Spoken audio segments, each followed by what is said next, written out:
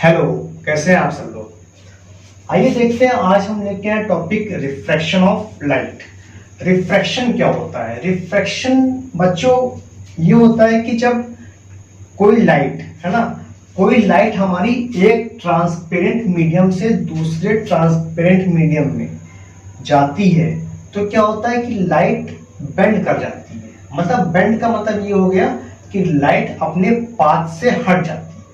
जैसे कि अगर कोई, ये हमारी एयर है और ये हमारा ग्लास है, ठीक है। ये सब लोग जानते हैं कि एयर और ग्लास में जो लाइट की स्पीड होती है वो अलग अलग होती है। एयर में ज़्यादा स्पीड होती है और ग्लास में कम होती है।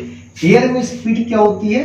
एयर में हमारी स्पीड होती है 3 × 10⁸ मीटर पर सेकेंड। ग्लास में कितनी होती है? ग्लास में हमारी स्पीड होती है लाइट की 2.0 × 10⁸ मीटर पर सेकेंड, ठीक है। ये हमारी लाइट की स्पीड ग्लास में होती है और ये हमारी लाइट की स्पीड एयर में होती है।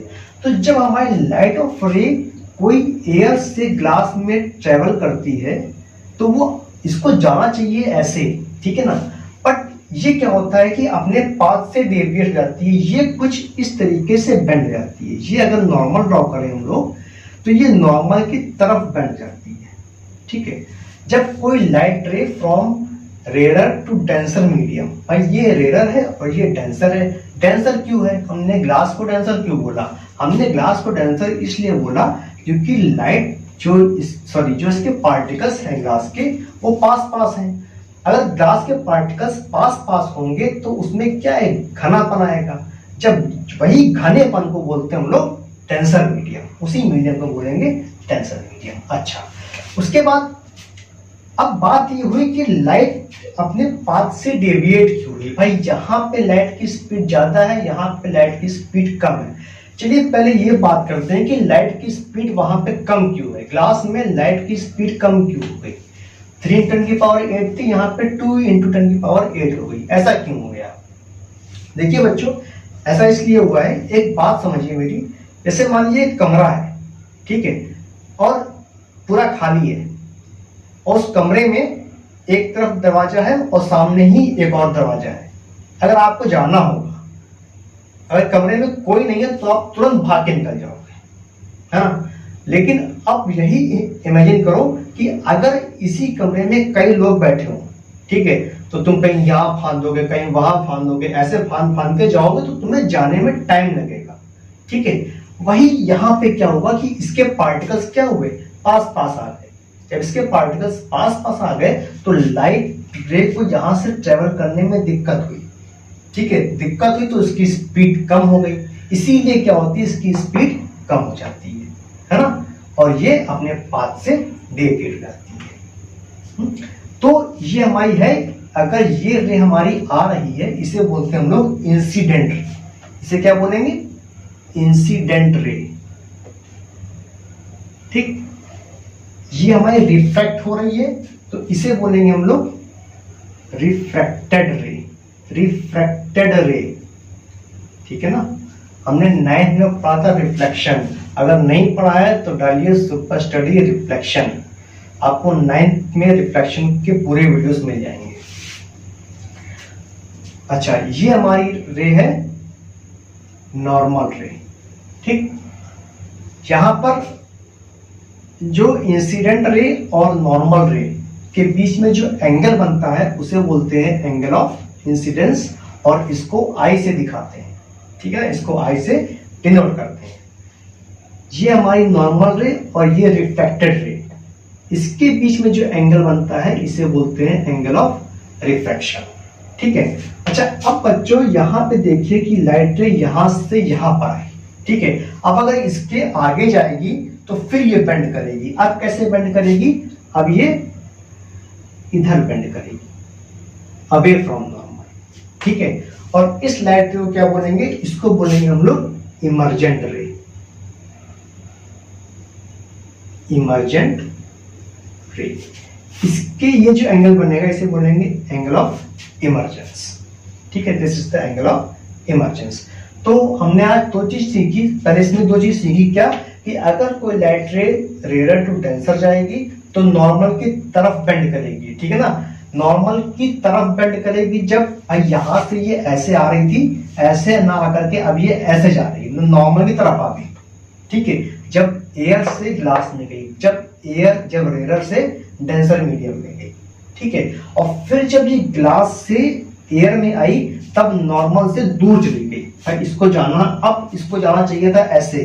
ठीक है, बट ऐसे में जाकर के ये ऐसे गई, मतलब नॉर्मल से दूर चली गई, तो इसे बोलेंगे इमर्जेंट रे।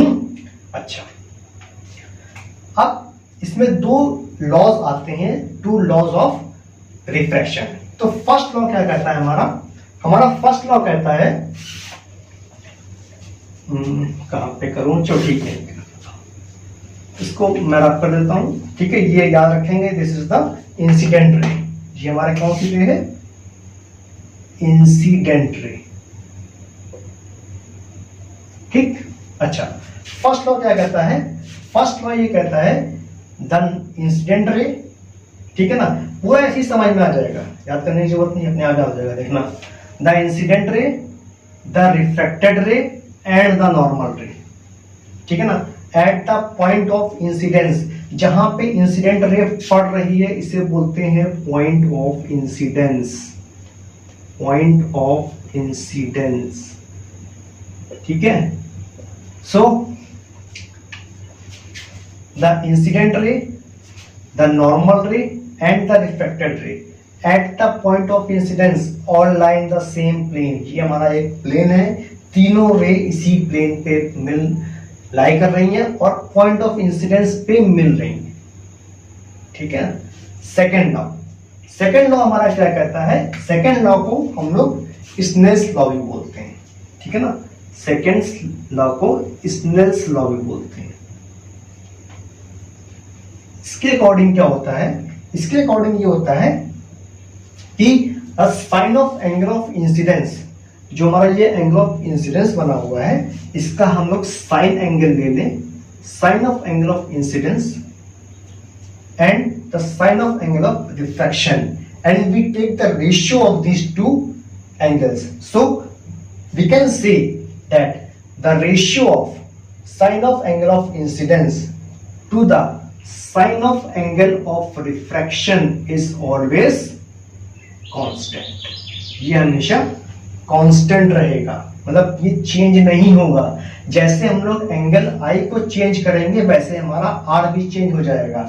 आई चेंज होगा, आर चेंज होगा, साइन आई चेंज होगा, साइन आर चेंज होगा, बट जो इसका रेशियो है ये चेंज नहीं होगा, है ना। साइन आई चेंज होगा, साइन आर चेंज होगा, आई चेंज होगा, आर चेंज होगा, बट जो इसका रेशियो है वो चेंज नहीं होगा। तो इसलिए the sine of angle of incidence, the ratio of sine of angle of incidence to the sine of angle of refraction is always constant. So this is the Snell's law, second law। कभी कभी exam में केवल ये लिख के आता है define Snell's law of refraction, तो आपको केवल Snell's law को डिफाइन करना है। ठीक है, देख लीजिए, अगर हमारी ये सरफेस है, ठीक है ना, हमने पहले बात एंगल ऑफ इंसिडेंस को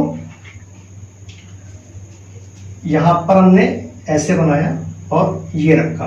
ठीक है ना, ये हमारा एंगल ऑफ इंसिडेंस आई हुआ, ये बेंड होकर के ये हमारा आर हो गया। ठीक है, अब मान लेते हैं कि हम एंगल ऑफ इंसिडेंस को बढ़ाते हैं। अगर हम लोग एंगल ऑफ इंसिडेंस को बढ़ाए यहां से, देखिए क्या होगा,